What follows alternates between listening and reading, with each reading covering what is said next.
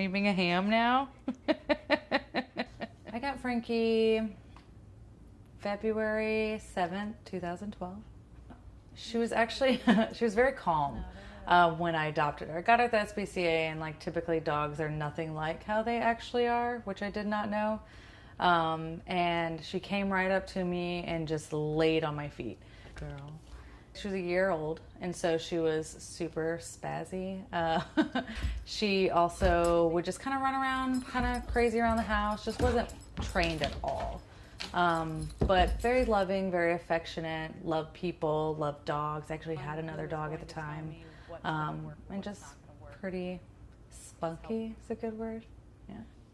See, it's hard not to love a sweet, sweet dog. Oh, baby. Me and my sister and my mother had gone to the grocery store to pick up a cake for my birthday. And we were gone maybe 20 minutes. And when we came back, like, my house was like erupted into chaos. And my nephew was on the floor screaming with his mother holding him. And then my brother approached me, and he told me in like a very calm voice that he beat my dog.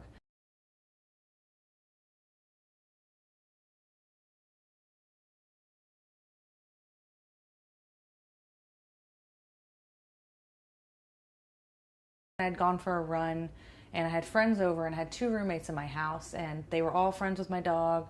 She could be free roaming, everything was fine.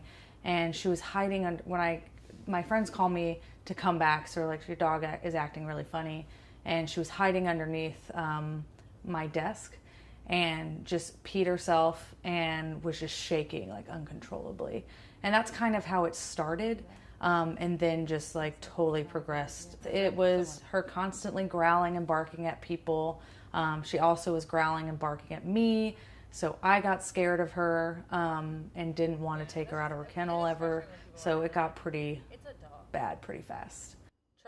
I would just break down and just cry and cry and cry because I didn't know how to fix it. There would be incident after incident, or she'd be doing very well for quite some time and then bite somebody, and I would always kind of like, well, I did this much and why isn't that enough? Good. Good job. But yeah, when we first took Frankie, she's probably one of the most dangerous dogs that I've ever taken in at first. For the first couple days, she was trying to like bite at faces. That's big deal, like trying to bite at somebody's face. So yeah, it's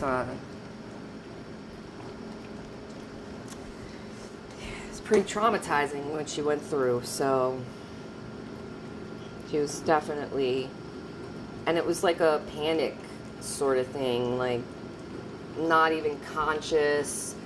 Her eyes and her pupils would be like this big, and she'd just be like super freaked out. And even with a muzzle, she would like jump up and she'd make direct eye contact at you and then jump up and try and get your face.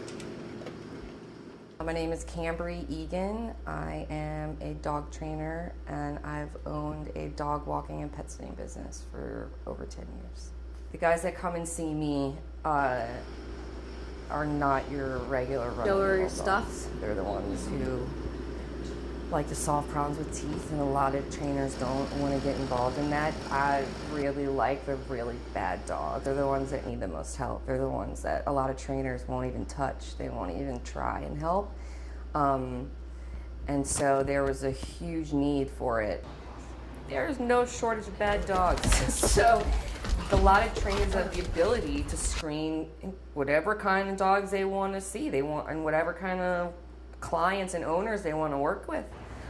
I knew I wanted to work with aggressive dogs. I know I need a challenge. I don't want to teach a dog how to sit and spin. Not challenging for me. A lot of the stuff that I deal with are things that other trainers shock collars. can't. Like they're not walking We do, on right? So we eggshells teach trying them not to get bitten where by to a go, dog. That's like, not my Frankie, job. come. You know, my job is to put dogs in situations that I know they'll be exposed to and that they think are stressful, and we teach them appropriate ways to deal with stress and what's inappropriate. Nope, down. Good. So I need to create a stopgap in between the impulse to protect themselves and the act of protecting themselves. So like what I do is try and create a window in between those two things to then redirect the dog. We give them, you know, commands that are incompatible with the behaviors that they're exhibiting. So, you know, if your dog has issues with the door, we do a lot of like down stays because you can't stay in the down and automatically go down. If they know they can't get up until you release them, instead of being focused on the stimuli, they're focused on you. It's called permission-based training, and that's a lot of what we do. All she has to stay focused on is me and where she's supposed to be. It's just a safe way to deal with stress. And when you do this long enough, and when you practice it long enough, you'll have a dog that will self-soothe. They'll see something that makes them nervous, and they'll go and lay down on their bed. They can see it and observe it, but in a disconnected way, not as in like, the mailman's here, I gotta get the mailman! It's like, oh, the mailman's here. He makes me kind of nervous. I better go lie down. If I can't get you to be comfortable around strangers, I understand that. But I can absolutely get you to the place where you can know that I'm nervous, but it's inappropriate to bite. Understanding what makes a dog calm and balanced, that's lacking. And people need to know it. And I feel like we kind of owe it to the dogs too. It's hard. It made so much sense to me that I didn't realize how hard it is for some people. A lot of people, when their dogs are upset, they pet them. But that's not how dogs process stuff. So there's no point in a dog's life would another dog come and pick them up and like kiss them on the face and like make all these high-pitched noises. Like that would never happen.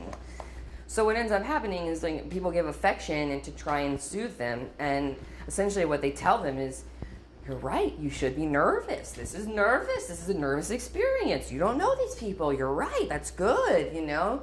So completely unintentional, but people just give their dogs the wrong signals.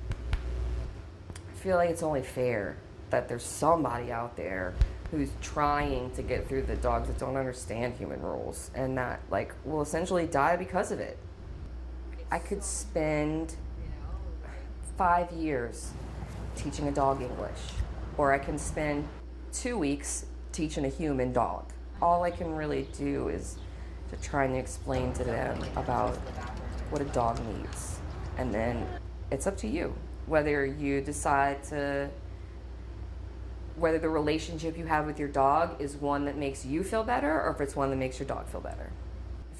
For people, if they have the right spirit and they come to me in a place of like, I need guidance and I just need somebody to tell me like what is going on and to guide me through it, those are the people that we see the most success. Like those are the ones that come, like Frankie here, whose owners just turn them around into amazing dogs. Thank you. Good girl. I think every relationship I would have would end because of my dog. There was 3 that did in the past. Kind of felt like I would either be destined to be alone, me and Frankie, until the end, you know? So, yeah, I mean, I definitely think like it was kind of life and death. Now, like, everything's so much better. She's got attitude, it's for sure. It's a cute attitude. It took a minute for her to realize that I was also going to do all the training that she was being taught. So there was a little pull from that, but much better behaved, a lot less anxious and nervous, and a lot happier for sure. And calm, I would say, yeah. I actually can socialize a lot better without planning out my day of when I need to be around her and enough socialization to where I don't feel bad about it. Because now she has more of a social life, I guess. I can go out of town, which is really nice. I have Cambry can watch her, and then my neighbor Sean watches her, and that pool is kind of growing a lot more as like the days go by. It's not like a cure-all. Like the training isn't just everything's fixed. She still has a trauma. The events still happen to her, but we know how to maneuver around it now, which is very freeing. This is actually her on my arm, and it's her turning into a dragon. And I always call her my dragon because she protects me. But I don't think I would know unconditional love otherwise. Very sweet. I always wanted to help people. Like when I was in college, I started out pre-med because doctors help people, you know.